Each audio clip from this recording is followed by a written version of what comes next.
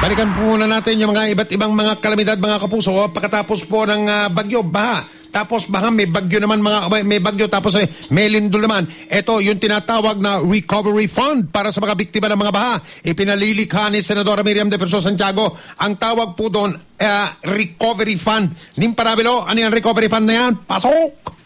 Mike, dahil sa nadadalas na pagbaha kahit walang bagyo, isinusulong ni Senator Miriam Defensor Santiago ang paglikha ng tatawaging Flood Recovery Fund. Sa Senate Bill No. 3259 na iniakda ni Santiago, pauutangin ng walang interest ang mga biktima ng baha para sa kanilang pagbangon. Pangangasiwaan ng DSWD at ng NDRRMC ang pondo. Di ni Santiago hindi pa laging naidedeklara na nasa state of calamity ang mga lugar na binabaha, kung kaya hindi lahat ng mga biktima ay nakakakuha ng calamity loan. May pagkakataon namang nasa state of calamity ang isang lugar na binaha, subalit hindi lahat ng residenteng naapektuhan ay kwalipikado na makapag-calamity loan sa SSS, Pag-ibig o kaya sa GSIS. Tinukoy na halimbawa ni Santiago ang nangyari nung una at ikalawang linggo ng Agosto kung kailan nagkaroon ng matitinding pag-ulan at baha dulot ng habagat, pero hindi lahat ng lugar na apektado ay nadeklarang nasa state of calamity.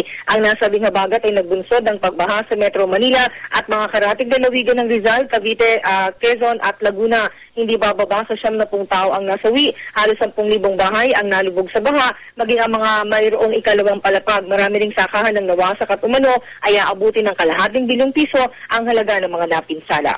Ang inyong kapuso, Nim Faravelo, nag-uulat sa Super Balita sa Umaga, Nationwide.